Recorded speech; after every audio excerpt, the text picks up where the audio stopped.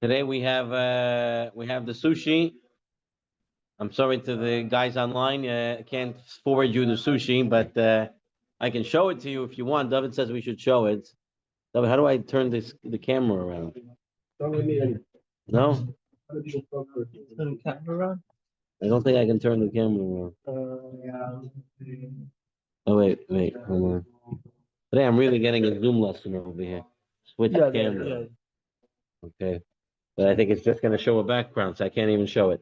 Forget it. Because I have the background, I can't show the sushi. Okay. All right, fine. It's on record, I will tell you. Let us begin.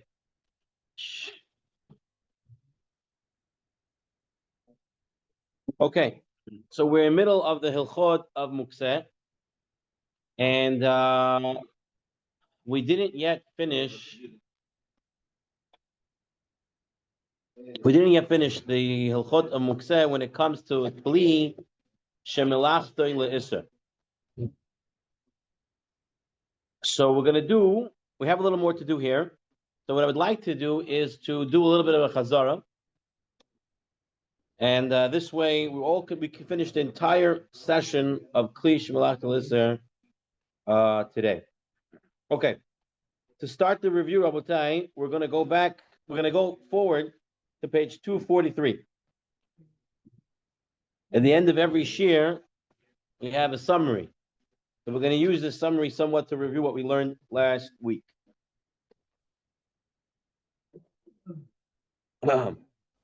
When it comes to Kli Shemilachto Le'Isser, on page 243 on the bottom, Kli Shemilachto Le'Isser, and source number 2, the Shulchan Aruch holds in the accordance with Rava.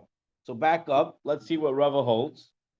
Rava holds, one may move a Kli Shemilachto Le'Isser either L'tzarech Gufay or L'tzarech Mekoymah. He needs it or he needs the place, but not in order to protect it. That's what Rava held. And that's the halacha. The Shulchan Aruch says that what? That a Kli Shemilachto Le'Isser, right now let's get the information. Kli Shemilachto Le'Isser, you're allowed to move it L'tzarech Mekoymah, and you're allowed to move it L'tzarech Gufay. Fine. Now, on page 244, we have to get a definition of what a Kli Shemilachto Le'Isser is. And we're going to talk a little bit further today than we spoke about last week. Number one, the Mishnah Berurah brings the Pri Megadim, and the Pri Megadim tells us a Kli Shemilachto Le'Isser is a Keli that's used mostly for tasks that are prohibited on Shabbat, even if it also has permitted uses. Okay? So the Pri Megadim is, if I have a Keli that most of the time I use it for something that's a malacha on Shabbos, that's an Isser on Shabbos, that's considered a Kli Shemilachto Le'Isser. For example, our hammer. A hammer, most of the time, is used for banging nails, okay? Which is also to do on Shabbos. A scissor. Now, the Kli Shemilachto Le'Isser could sometimes be used for something that's mutter. For example, I have a walnut and I want to crack it open. So I take the hammer to the walnut. This is what's considered a Kli Shemilachto Le'Isser. That over 50% of the time it's used for Isser. However, the Bir Halacha, which is the Chafetz Chaim, he wants to say, why is it that way? Maybe, even if it's used mostly for Isser, but everybody knows that it's used or it's commonly used for a mutter purpose, even if it's not the main purpose, but it's commonly used for a mutter purpose, it should not be considered a Kli Shemilachto Le'Isser. Okay, let's read how he writes it over here. Kli Shemilachto is only a utensil whose clearly primary purpose is for prohibited activity. A utensil that also has a main use that is permitted, even if it's used more often for Isser, it's not a Kli Shemilachto Le'Isser. And that's what the Chafetz Chaim wanted to hold. He brings the Pri Megadim in the Mishnah Berurah, and he brings this in the Bir Halacha. Interestingly to note, the Yalkut Yosef goes with this explanation. He goes with this. He goes with this explanation. Well, I'm going to read to you outside the Tzurba for a moment. Other poskim rule that even if the utensil is used almost exclusively for activities forbidden on Shabbat, as long as it's sometimes used for permissible activities, it is not given the status of a kli shemelachta. So according to Rav Yitzchak Yosef and the Yalkut Yosef, if this keli, even though it's mostly used for Isser, but I commonly use it for a heter purpose, it's not a kli shemelachta l'Isser, it's a kli shemelachta l'heter. Okay? That's one thing out of the way. Let's continue to define. The Orchot Shabbat. He writes a case.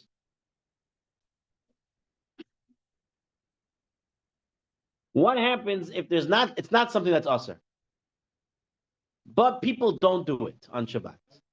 All right. And one of the examples that we gave was the bicycle. Okay. The bicycle, possibly, halachically speaking, is really not usher out of malacha. But we're strict and we don't use the bicycle. Why we don't use it?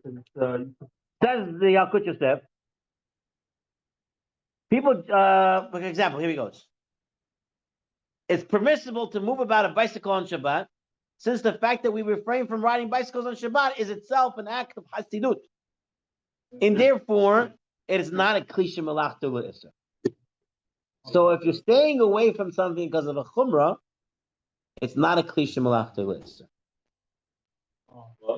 Okay? Now, there are others that disagree with this.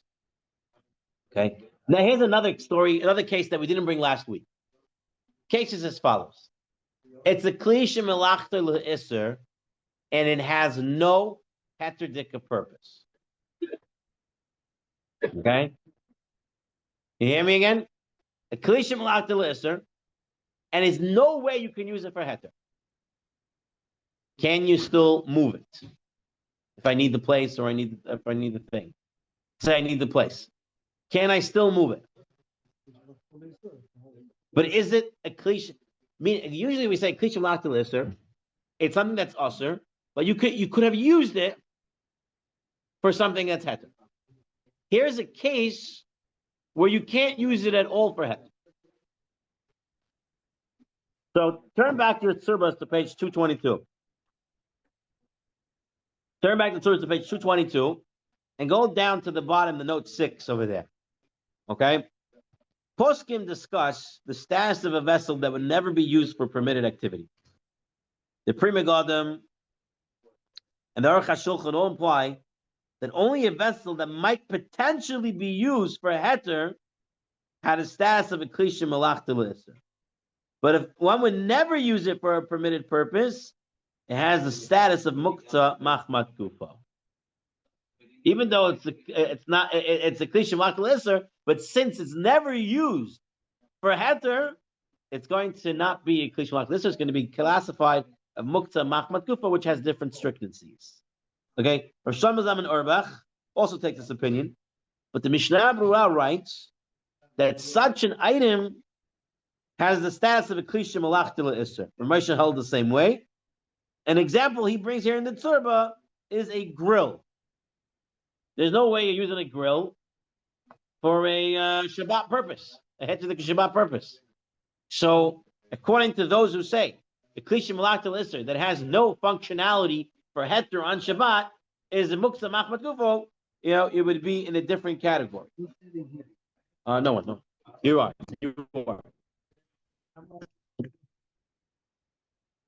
Maybe. Yeah, like Wakama's Muktzeh machmat gufa. Right, so before into a different category. What do we Sephardim should be holding in such a case? So the Yalkut Yosef. No, I'm talking about a kli shemelachta l'Isser that has no heter use, such as a grill. So here I'm going to read to you what he says over here, Halacha 106.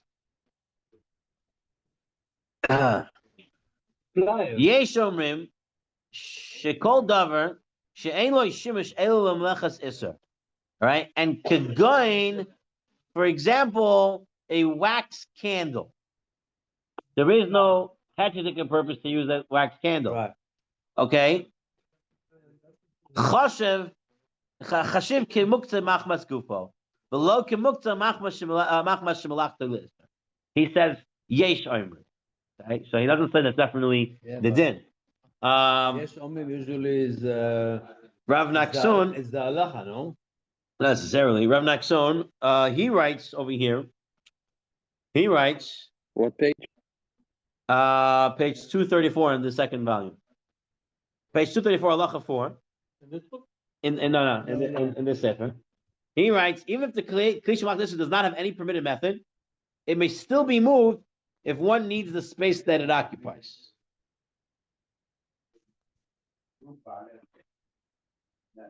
Yeah. Okay.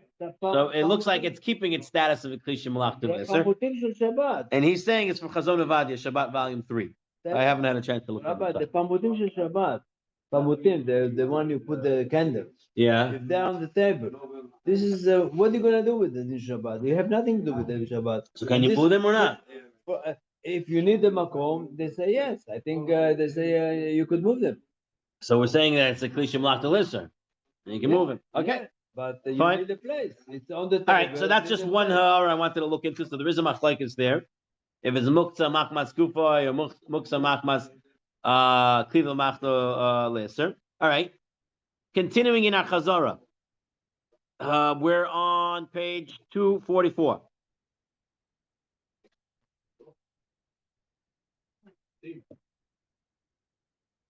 Oh, just to mention, the bicycle and the like that we stay away from. We said that it's not a kli shemach d'Isser. Wherever Chacham Ovadia does right, that people are machmer to treat it like a kli shemach d'Isser, even though technically it's not a kli shemach d'Isser because you're only staying away from a chumrah.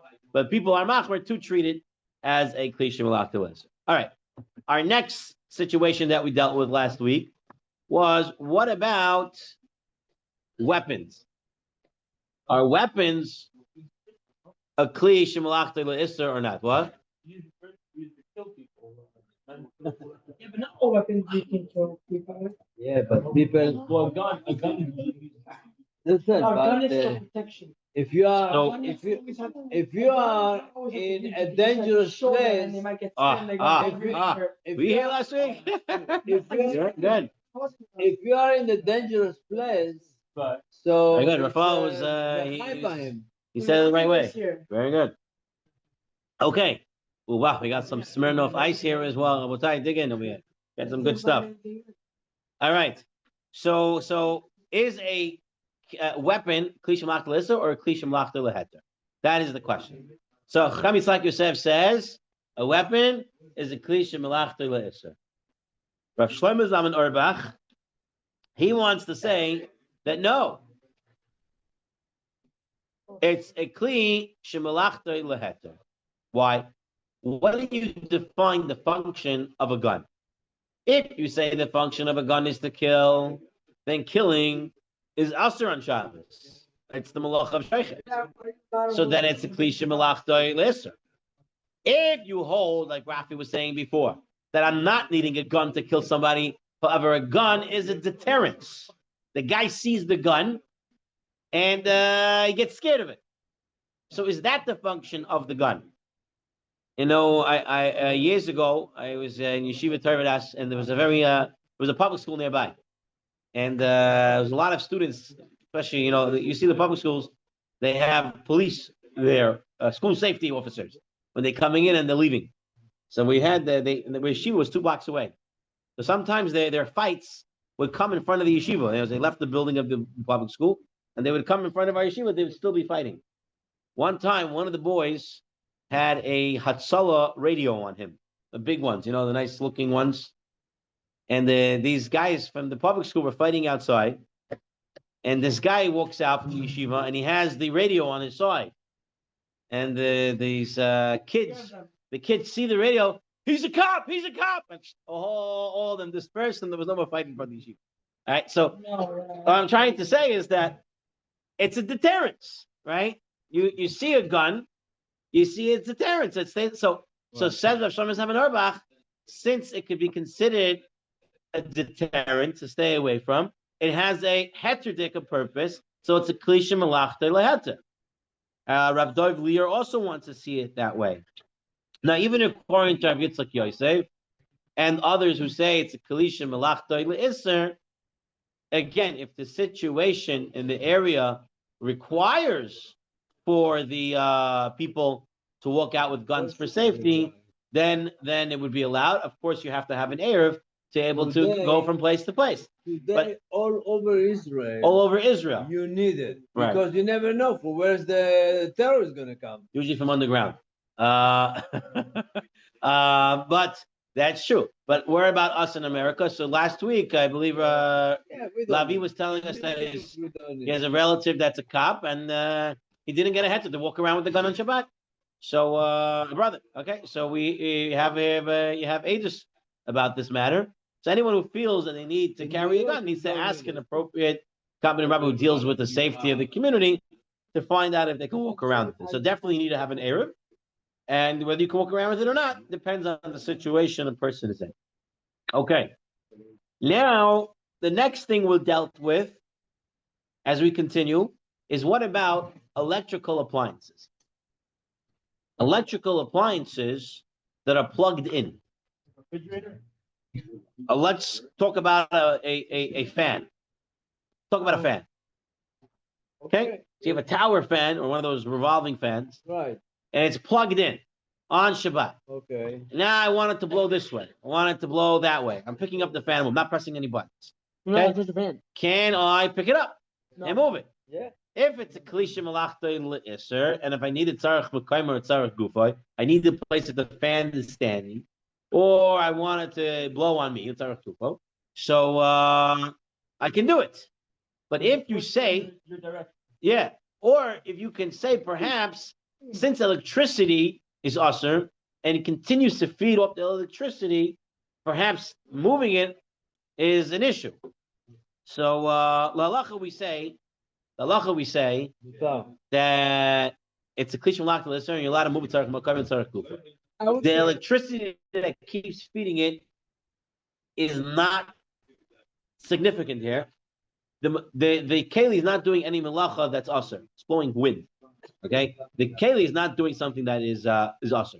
So therefore, you're allowed to pick it up and you're allowed to move it as necessary. We also mentioned last week that if you have one of the older fashions that had the peg in order to stop it from turning around, you would also allowed to pick that up on Shabbat in order to stop it from moving around. Now we did mention about the phone that is lagging, the alarm. You can take it back with your hand, and just move it to another place where it's not going to make. We're gonna get into it. So you can move it. If it's a klisha malachta, so you don't have to do it with the shino. You can pick it up. It's tzarech mekayim, it's tzarech. What about my iPad? Let's say I forgot it on my bed. Okay, one second. Let's stop. Rav Mordechai Eliyahu, Zecher Tzadik Lebracha, was a little bit more concerned about this, moving the fan. Rav Mordechai Eliyahu felt that the fan should not be touched. Moving the whole fan or the direction of the whole thing. Doesn't want you to touch it. He's scared you're going to move it around, and it's plug's going to come out, and you can plug it back in. He's also scared that maybe you have an expensive fan. And you're careful with it. And maybe it's Muktzeh machmos chisron kiss. So for other reasons, he holds that you should not touch the fan. Now we mentioned last week, halacha we could move the fan, but we said this does not apply to a portable heater. A portable heater, even though you think it's similar to the fan, the other besides the moving around, it has a heating element, and it gets red inside. And the heating element is a davar aser. So it's not the klisha malachta l'isser. It becomes a basis l'davar aser, and therefore you're not allowed to touch it and move it at all. There are those who are mekel.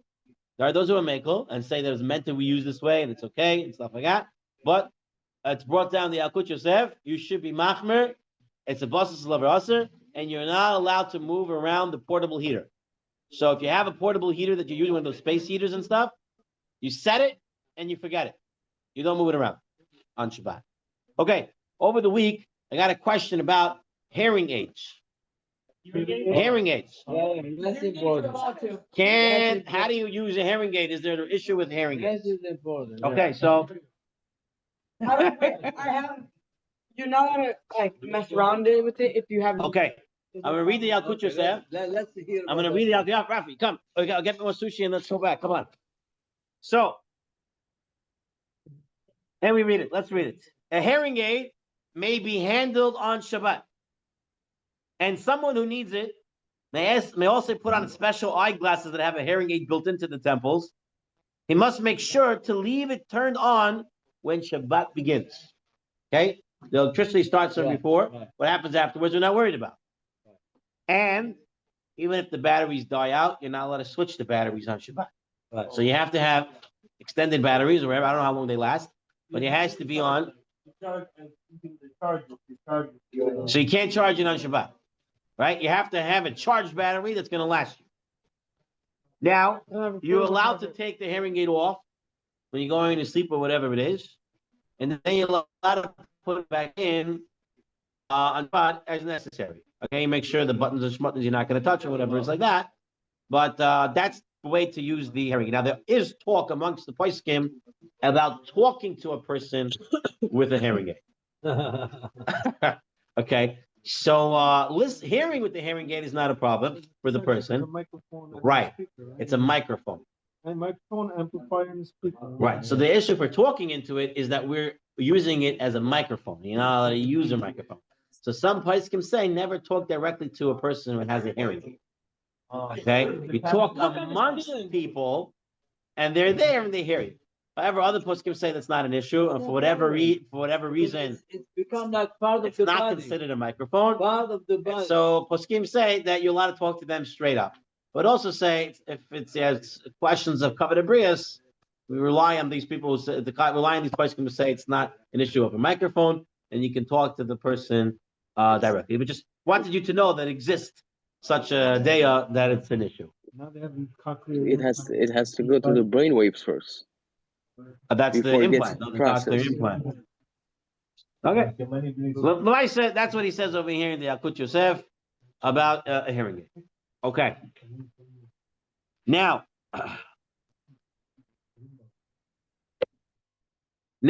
we continue in our Hazara on page 244. The question is as follows. I have my walnuts that I need to open. Now, I have the hammer. But guess what? My wife last week bought me a walnut cracker. Okay? No, just for the story. Okay? So I have a mutterdike kli shel heter, right? To open my walnut. And I want to grab my hammer because I don't like walnut crackers, not crackers. I'm a guy. I want my hammer. Give me my hammer. Not things. So can I use a kli shemalachta lehiser when I have a kli shemalachta leheter readily available? No. That was the It's question. allowed, no? They allowed it. Yeah, we're gonna allow it, but let's go through the process. Okay. So there was we were saying on Korban Pesach when they had to bring it on Shabbat. When they didn't bring it on Shabbat, they used poles, right? They used poles. My shoulder, your shoulder. Me and Pinchas bring the Korban Pesach. We have poles on our shoulders. We put the animal on it and we skin it. And on Shabbat, when they had to do it, they didn't use the poles. I don't think so. They didn't use the poles. They put their hands over each other's shoulders. On the back, I think. They on the back of the person. I'm reading the Gemara on Masechah Shabbat. Okay, so on Shabbat, they would not use poles. Instead, on the back of the person. One opinion was they had to put hands on each other's shoulders, put the animal in between, and then flay it like that. So why is that? Because why use poles when you can do something that's heter? Why use an isser when you can use it beheter? Perhaps that's what we wanted to learn. It was harder to do it that way. So the Mishnah Berurah writes, using a kli shemelachta le'isr is permitted only when there is no alternative method of performing the task one wishes to complete. The Mishnah Berurah is poshet. He says, if you have a kli shemelachta le'heter, you cannot use a kli shemelachta le'isr. That's the Mishnah Berurah. Now Rav Chaim Noeh, he wants to say, when you cannot use the kli shemelachta le'isr, in this story of the Korban Pesach, that's when you don't need a keli to do it. If you don't need any keli to do it, then do it without the keli. But once you need a keli to do it, which is not the case in the Gemara, then you can even use a kli shemelachta le'isr. It's only if you can get away with doing it without any keli, then you do it without a kli. But if you need to use a kli, then you could even use a kli shemelachta le'isr. That is Rav Chaim Noeh. And the Shmira, what? Okay, right. The Shmirat Shabbat Kilchata writes, it's possible that using kli shemelachta le'isr is permitted if the alternative is difficult. Okay, my walnut cracker was made out of plastic and it's going to crack after one time, so it's not going to be good. Okay, so then it's difficult. I can use it. They in the Shmirat Shabbat Kilchata says further, this opinion in the Gemara that says not to use the poles, we don't paskin like that. So why are we saying this for Shabbat then? So that's what he wants to say. But Moshe Feinstein says there's no need to exert oneself to find the kli shemelachta le'heter. You can just use the kli shemelachta le'isr. Chamovadia says the same thing. One may move kli shemelachta le'isr for a permitted purpose, even if there is an alternative. You don't have to find the kli shemelachta. You don't have to use it if you have it right in front of you. Walnut cracker and hammer. It's a nice steel walnut cracker, and there's a hammer. I can pick up the hammer first. I don't have to pick up the kli shemelachta le'heter. Mordechai Eliyahu wants you to use the kli shemelachta le'heter before you use the kli shemelachta le'isr. But if you use the kli shemelachta le'isr the whole week, and you also want to use it on Shabbat, then that would be fine.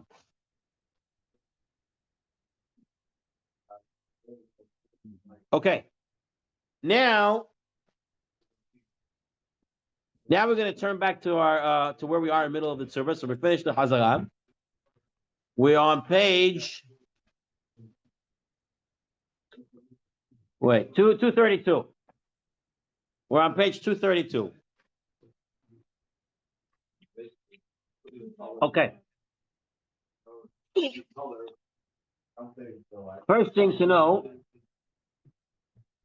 since the kli shemelachta le'isr has these leniencies, these kulas, there are a lot of movements that are kufay, there's even more leniencies there. For example, you can tell a guide to move it, even if you don't need a tzarech makam tzarech kufay. You want to save it from the rain or something like that.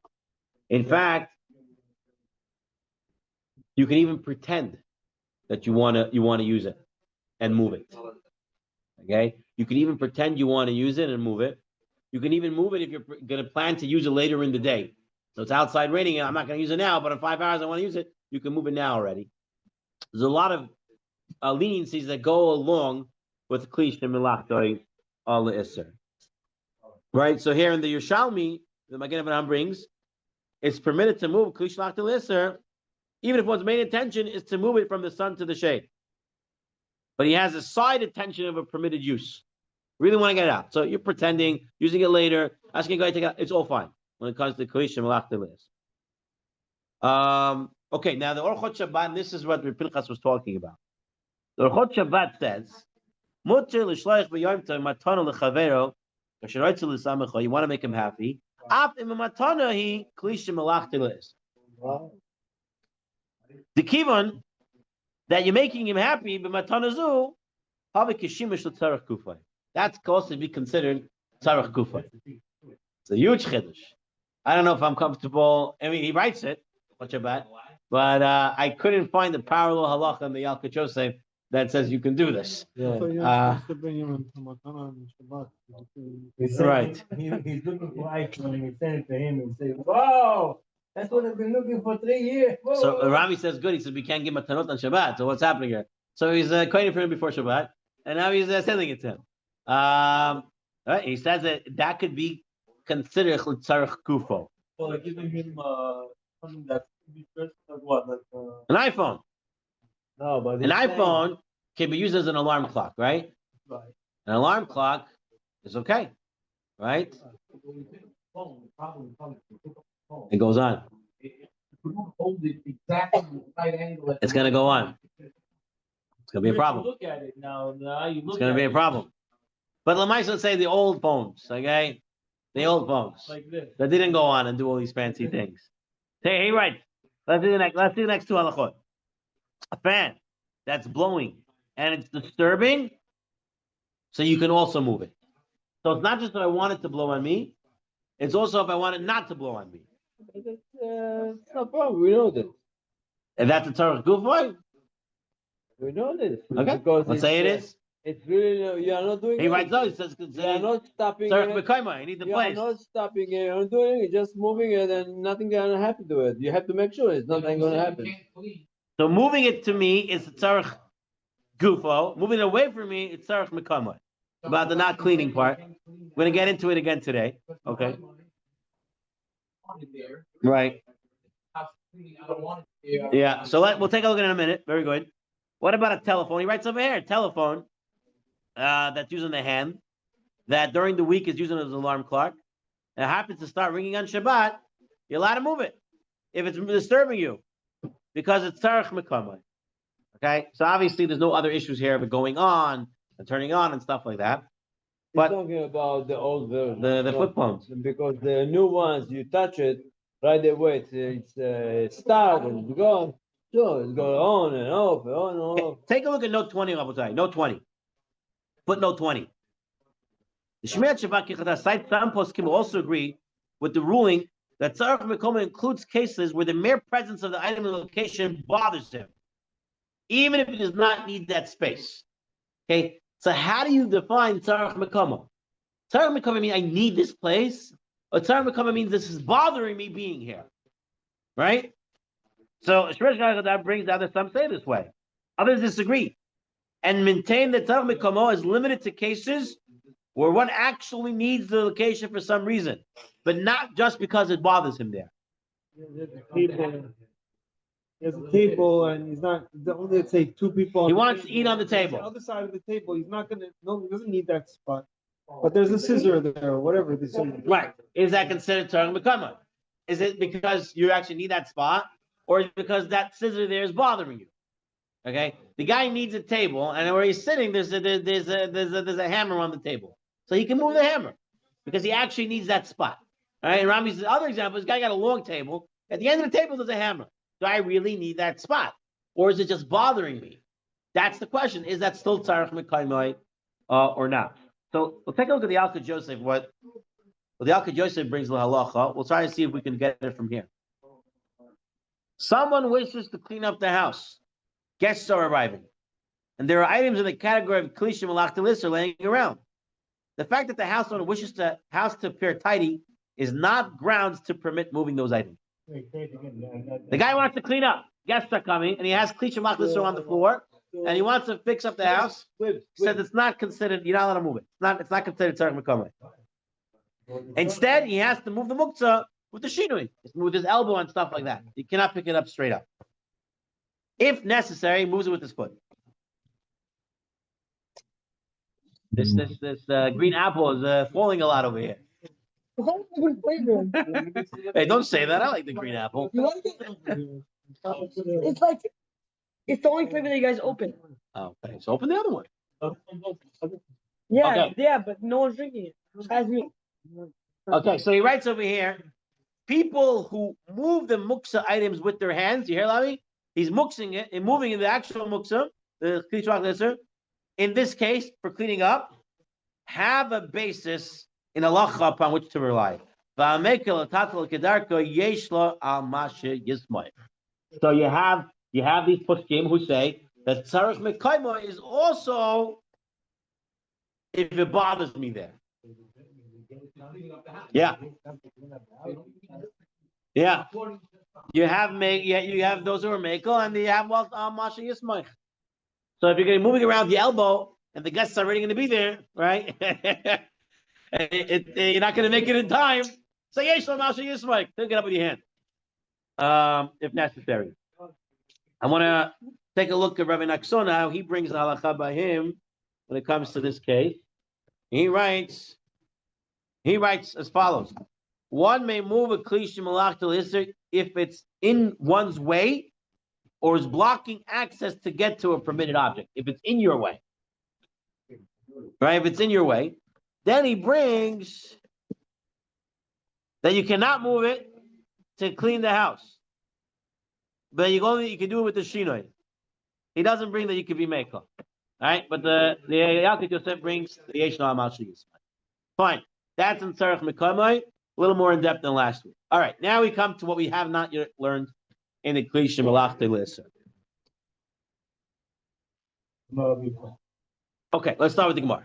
I wanted to bring that what the idea was, but let's start with the Gemara. Amar Rabbi Yitzchak. Shem shein noitin keli tachas tarnagolet lekabel beitza. So you cannot put a keli under a hen to collect the eggs. Kach ein koifen aleya kli. Page 233. Bishvil shaloi tishav. You cannot put a keli on top of the egg in order to make sure it doesn't break. Kisaver ein keli nital el davar nital b'Shabbos. You cannot move a keli for something that you're not allowed to move on Shabbat. But You're using it for something that you can't move. if you take a plastic Yeah. kara and you put on top of the egg, so He said you can't do that. you cannot do that. Even though it's not. But plastic is not a clay. It's not a clay. All right. Now, the Gemara says Meitvei. We had a writer that says you're allowed to do this.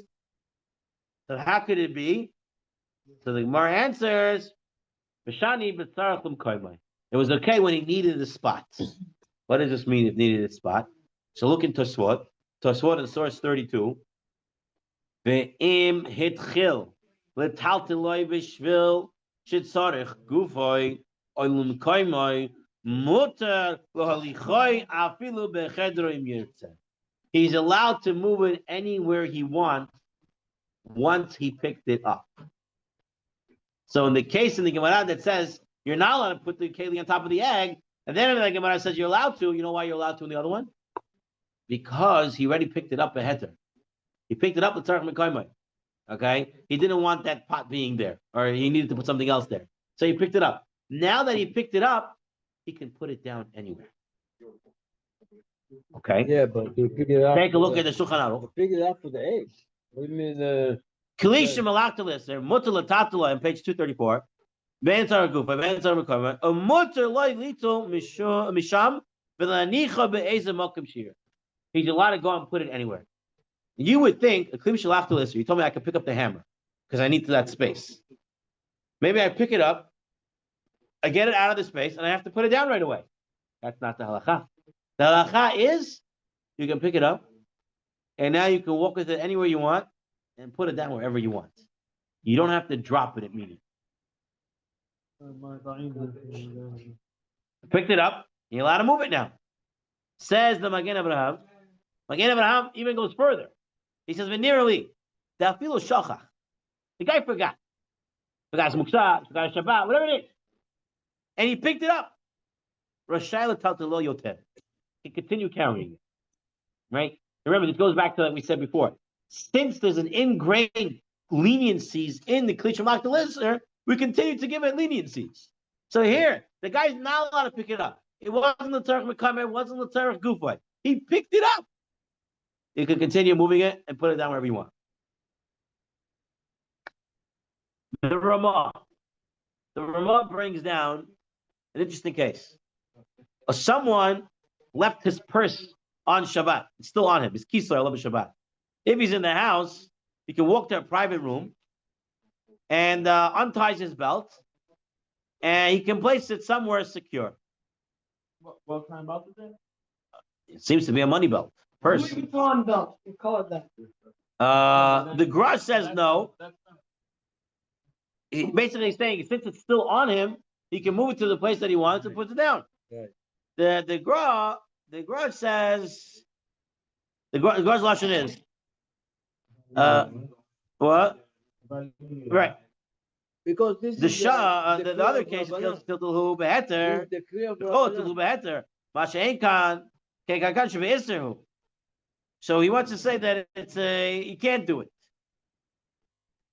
Umisha Achol Shum, if someone ate garlic and his breath is bad, you can tell him to eat more garlic, right? You already did something wrong. Continue to do wrong stuff. That's the Gar's logic. Okay? So the Mishnah Berurah wants to make a difference. He says, when does the Gra argue and say, even you picked it up by accident, you can't continue moving it? That's when it's a Muktzeh Machmad Gufo.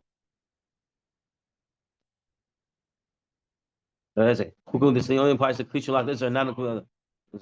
The Gra disagrees with my game and holds it only permitted continue Klisha like this if it was permitted to start to move it. Okay, so which Muktzeh and how far can you go with moving something that you picked up by accident? Chazonish wants to say that the Gra would agree when it comes to Klisha Malach that you continue to move it, you picked it up by accident. Let's take a look at page 236, and the Yalkut Yosef. Let's read. Klisha Malach Lisser. Mishagili Ad Beheter. It comes in his hand beheter. Kigoy Shitatul Gufa Tzarach Mekaymai. Mutter Lanicha B'Komakim Shiratze. Kol Od Hu B'Yodai. Okay? And Vein Chayvu L'Salka Miyado. He doesn't have to put it down from his hand miyad. Upon Im Gamer Shimush. Even if he finished using it. Okay? So that we already know. Once you use the beheter, you pick up it, you can continue to go wherever you have to go. Now, by contrast, Kalishim Lach L'Itzer Shagil Yado Shaloi beheter. Gon Shita. Lakach Chato B'Yadayim. L'Loi Shitzarach L'Gufa Mekaymai. Okay, or any other muksa that came in his hand be'isr, he has to take it out from his hand right away. Now, if it's a hefsid mamoin, to put it down right away, that's permissible. But some say they came to his hand be'isr, and every room, every place, you always can move it. So the Shmir Shavat Kirchata says a distinction. It came in your hand beheter, you can move it anywhere you want. If it came in your hand be'isr, then really you should not be moving it. You have to let it go right away. Unless it's a hefsid mamoin. He says there are those who say you're allowed to. Take a look at the Yalkut Yosef. This is practical for us. The Yalkut Yosef writes, Misha shachach shahayom Shabbos. Or shachach shechafetzeh muktzeh. You didn't know this thing is muktzeh. Now, listen to his lashon. You hear Pinchas? Bein muktzeh machmas chisrain kiss. Bein muktzeh machmas gufay. Bein muktzeh b'chishim alak t'le'esid. Kol zman. Muktzeh v'yadoi. All the time that the muktzeh in his hand, muter loy lehamshich v'lechazik v'muktzeh v'lnicha b'kol mokum shiratze. He's allowed to continue to hold it and go and bring it anywhere he wants. Doesn't have to let go of it right away. Take it. If with whatever he finished doing with it, or immediately after he's moved it from its place, he does not have to let it go. Says the Yalkut Yosef. He already did. No. That's because he already did. But he ate garlic. He didn't eat more. He picked it up. He picked it up. This is the one he should not do. Because there's ingrained. It doesn't make a sense. Because there's ingrained leniencies in muktzeh. Even if you did it by accident, we're going to continue to give you these leniencies. Yeah, that's what's going on. Okay. It's not that we say, you ready to the Avera, continue. No. Now. No, but he's not making any new Avera. He's making a new Avera. No. Why is every second Picking it up? Why is every second not another Avera? It's not every second. What is doing? What is doing every second by holding muktzeh? Moving muktzeh is every move of muktzeh is an isser. So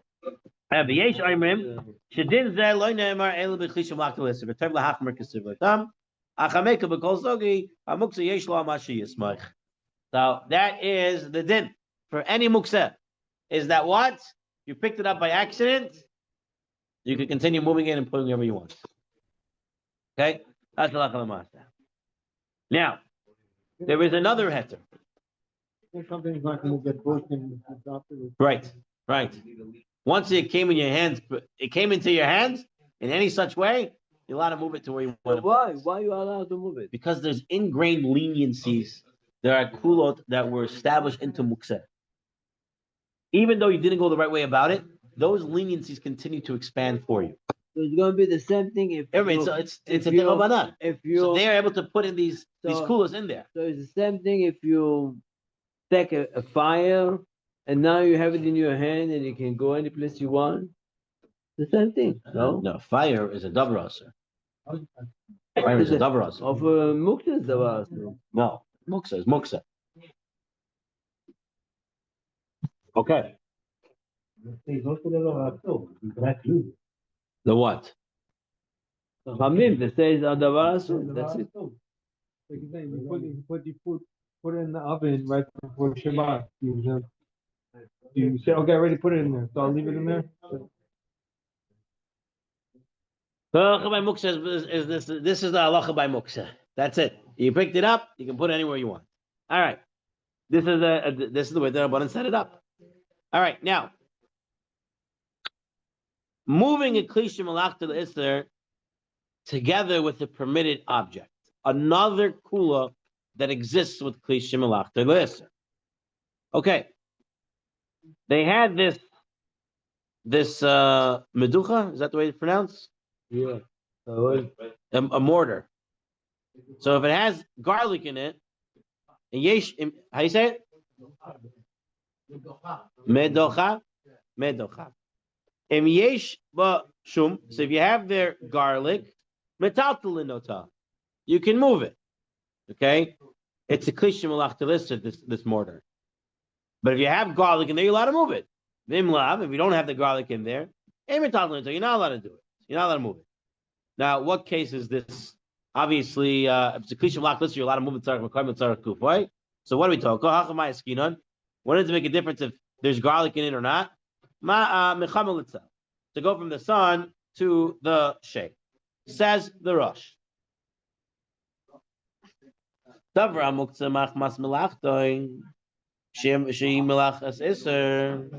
Right, such as a hammer of a blacksmith and the like. Yesh loy heter afilu mechama litzel, to go from the sun to the shadow to the shade. Al yedei kikor or tinoi, either putting a loaf or a baby on it or anything that's mutter, davar mutter. Okay, so we said you're only allowed to move a klisha malachta l'isser the term becomes a kufay. I need the place, I need the item. But I want to move it, not I need the place, not you can do something else. You can put something mutter on it and now move it together. That's another leniency, says the Rush, that exists over here. Okay? He said this is also the Ravan, also held this way. The Sefer HaHashlama on page 238, he says the leniency to move a mortar with garlic, it's because the purpose of the mortar is to hold the food. And only if the garlic was already in it. He's saying as follows. He says the heter to move around klisha malachta l'isser with a davar mutter on it can only apply if that davar mutter belongs there and was already there from before. Okay, meaning you cannot take this mortar and put a baby on it and say, now there's a baby on it, let's move it. Right, it's a davar mutter. He's saying you can't do that. The mortar, in the case of the Gemara, had garlic in there. Garlic belongs in there, and it already was there from before. So then I say you can move it, from the sun to the shade, because there's a davar mutter on top of it. But stam throwing on any davar mutter and saying now I'm moving it, the Sefer HaShlama wants to say that's not possible. I'm going to see. My daughter-in-law came over for Shabbat and she liked candles. The candles are 2-3 hours they turn off. Now she lighted on the counter. Once it's done, I took it and I put it up. Now, would you say this is also Mekomo? Or what? How would you consider it? So what's the status of the candles? Right, there was still wax in them. That have a wax down. Oh, it's just the tin. Finished long time ago. So what did you say to do? Throw it out. Shabbat morning, he has the visitors. What does he do? I took the silver foil and whatever it was on. Okay. Well, we're gonna get into it. I believe it's okay, but we're gonna get into it shortly. Not today, but we have the next year. Muktzeh Machmat. What's this? The graph, right? The garbage. They're throwing it out, right? Even if it's Muktzeh, we'll talk about it. Okay. Even if it was candles and the wax was still there, remember we said wax was wax candle is a klishim lachta le'isser, but it has no use for it. And we said even if it's a klishim lachta le'isser that has no use for it, no heter use for it, you're still allowed to move in tzarech mekayim and tzarech kufay. So if you're saying in tzarech mekayim you needed that place on the, or if you go further, you can say you needed the place because it bothered you, right? So yeah, all right. Let's finish up over here, Rabotai. So read the end of the Sefer HaShalma. What does he say? Kol davar shemalach le'isser ein noitin alav kikar atina l'tat l'machmas l'chamal. You cannot put it on. So you have a machlokes now. Rishonim, the Rosh, and Sefer HaShalma. So what does the Shulchan Aruch say? Source 44. Yesh matirim l'taltal klishim malach l'isser afilu l'chamal l'tzel al yedei kikar oy. So he holds like the Rosh, and he says if you put something mutter on a klisha malachta l'isser, you're allowed to move you it. put the kikar, and then what? Then you bring the kikar back, or You move it together. Or you can move it out of there. No, let's say in the chaser. Now you want to move from one place to another place. So you put it, and then And you move it. the kikar, you leave it until Moshe Shabbat, or you can take it with you inside the house again. With the kikar itself? Yeah. Why wouldn't you be able to take it? I don't know. He's saying now it becomes mutter to move it. So everything you're allowed to move, yeah. And it says in Mishnah Berurah, lav dafka kikar hu. It's the din is not to the sharcha anything. If it's a mutter b'toicha, anything that's mutter, you're allowed to put on it. And this is the dat harosh. It says the Mishnah Berurah, they argue with this. They say they don't allow kikar tinik el lemeis bilvad l'tat al yedayim. But lo b'shar davar muktzeh afshu keli v'chein nechriu harba achreinim. The side of the Mishnah Berurah, many argue with this, and he seems to not want you to do this. But close the dafki miniach b'toicha keli shar davar she'enim yuchad la. Although a menuach sham davar hamiyuchad la k'may shum b'medoicha. Right, you put the garlic in the mortar, or someone dash is left in a pot. Moving the basket with the food is permitted according to all. Meaning, if it was there ready and it belongs there, then everyone's going to say it's okay to move it. The Sharat Tziyun brings. Moving the candelabra, since I just mentioned Yeah. the case of the tea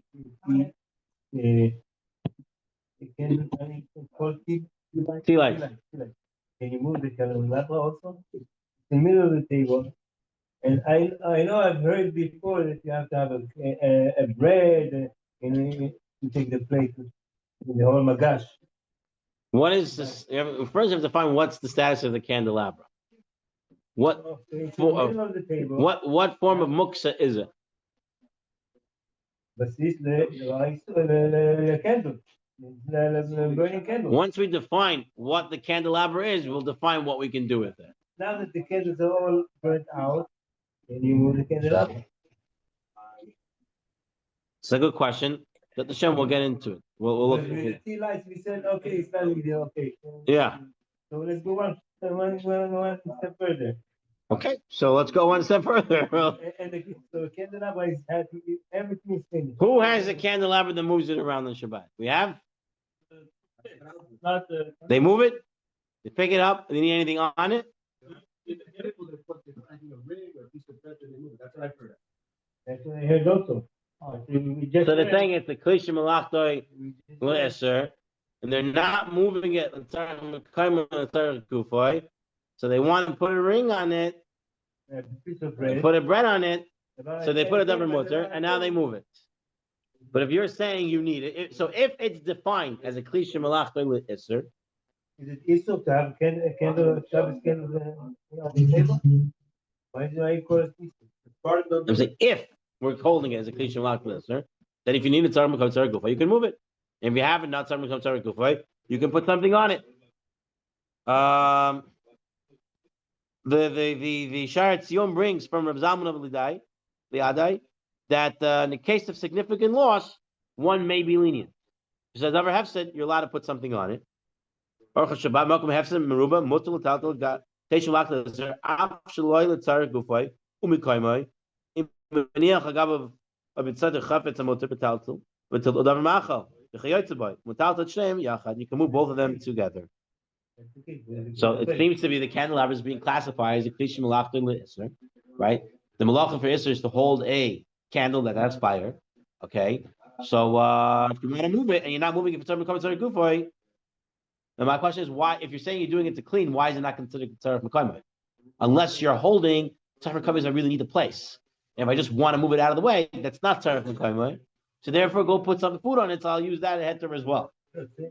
You need a table. You want to clean up the table. Right, I'm saying. Prepare the next meal. Whatever. So maybe they're saying that moving it because I don't want it to be there is not tzarech mekayim. So they want to use this kula as well as putting a kikar on it.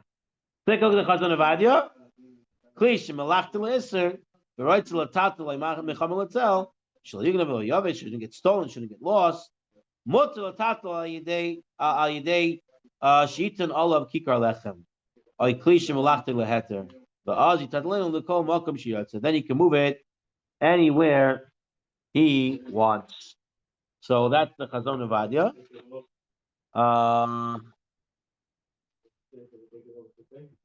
Basically, you could move the candle. One may even purposely place the bread onto the utensil in order to take advantage of this. It makes sense whether or not the pot is meant for cooking in this type of food, the way it's supposed to carry the pot. There is even more of a basis to permit this. The pot contained food since before Shabbat began. If the content of the utensil belongs there, such as the cooked food in the pot, all poskim can agree the pot may be carried from the sun to the shade.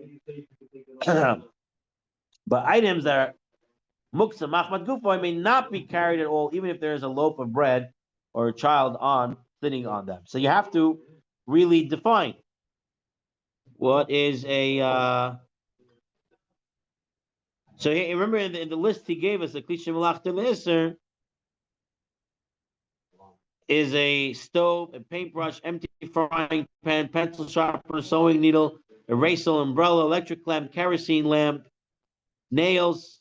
So a kerosene lamp, electric lamp. Bowl designated for use and an oil lamp. So that would be your candelabra. So it's a klisha malachta l'isser. That's his definition. So you're allowed to move it at tzarech mekayim tzarech gufay. And if it's a cold, if it's tzarech mekayim tzarech gufay, you can move it just like that. And if it's not, if you just move it for any other reason, you can put something on it and move it. Okay. See if he brings in here. You can use the kerosene lamp to move it. You're allowed to move it, yeah. So what if you have a blackout and you can use the kerosene lamp to show you the way?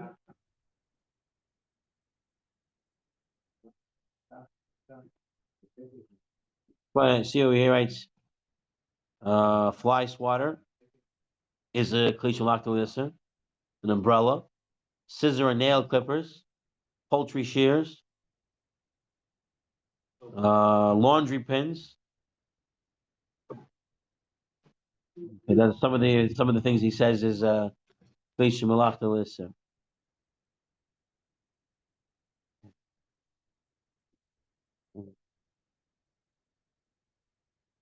Okay.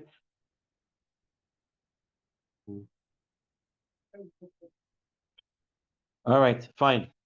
I think once we define Muktzeh, Machmas Gufa, and Muktzeh, Chetron Kes, and all these other Muktzehs, we'll have a better understanding of how to put things into which category. Okay, so just to review really quick, what was the definition of Muktzeh, Muktzeh, a klisha malachta l'isser?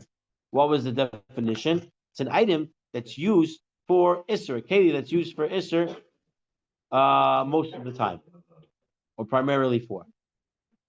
So that would be your candelabra, mostly used for something else, a light, a lit candle, right? Or a wax candle, whatever it is. Okay, fine. We'll end over here, Rabotai. Next week we'll pick up with Klish Melachta Leheter. Be'ezrat Hashem. Yeah, there's an interesting machshava from Rav Melamed over there. If you have the time, you can take a look. Rabbi Hanina Bekasha Omer, Asa Kadosh Baruch Hu, Le'ezakot Yisrael. Tikach Yibal Em Tor Mesot Shneimar, Adonai Hafetz L'man Tzito Yagil Torah V'Yadil. Amen. Man.